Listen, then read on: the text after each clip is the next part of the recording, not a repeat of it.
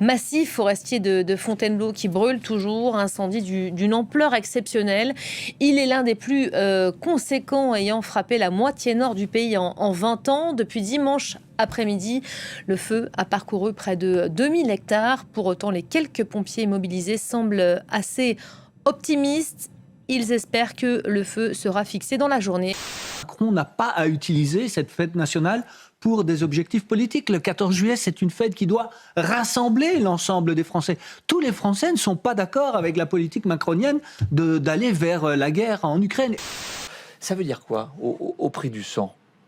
Ça veut dire que l'engagement militaire, nos militaires, quand ils s'engagent, ceux qui vont défiler aujourd'hui sur les Champs-Élysées, s'engagent à l'hypothèse du sacrifice ultime.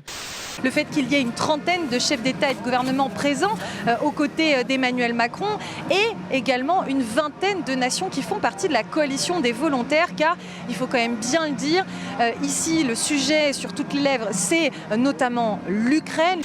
Comment vivre avec tant de peine, tant de douleur et tant de colère? Voilà la question terrible qui se pose depuis 10 ans maintenant aux victimes de l'attentat de Nice. Dompter ses angoisses et revenir sur la promenade des Anglais.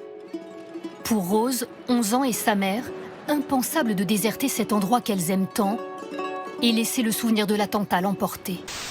Par contre, il n'y a jamais eu le procès de l'État. Or, aujourd'hui, moi je suis convaincu encore aujourd'hui que ça commence avec la déstabilisation de la Libye pour arriver après ensuite à ce que nous on a vécu en 2015 et vous en 2016 et malheureusement derrière. Et je pense que l'État était responsable. Et nous, et moi je l'avais dit quand j'ai témoigné au tribunal, j'avais dit, moi j'aimerais bien que dans ce procès, il y ait dans le box des accusés et Sarkozy et des membres de l'État qui aujourd'hui ne sont autant responsables qu'un Salah Abdeslam en fait. C'est à Nice que l'enfance a payé le plus lourd tribut à la barbarie terroriste. Sur 86 morts, 13 étaient des petits ou des ados. De nombreux enfants ont été blessés ou endeuillés. Ces images sont filmées par la caméra embarquée d'un drone marin. Pour la première fois, l'armée américaine utilise ces nouveaux engins pour s'attaquer à une base navale iranienne au bord du détroit d'Ormuz.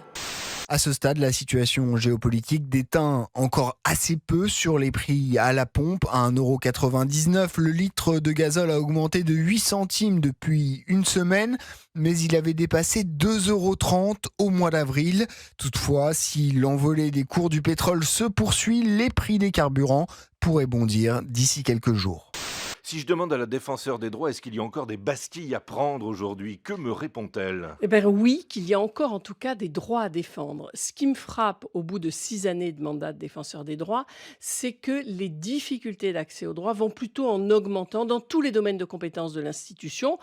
Pour bien comprendre Olivier Kahn, on a tous en tête la mort du jeune Naël en 2023, une balle tirée à bout portant par un policier qui le contrôlait au volant d'une voiture. On sait depuis mi-juin que le policier sera finalement jugé aux assises. Si cette nouvelle loi avait été en vigueur, est-ce qu'il y aurait un procès ? Alors on peut pas dire qu'il n'y aurait pas eu de procès, mais en tous les cas, ça aurait été certainement plus compliqué. Marine Le Pen, c'est comme François Mitterrand en 1981. Elle fait peur au monde économique. La réforme des retraites de Marine Le Pen, on n'y comprend rien.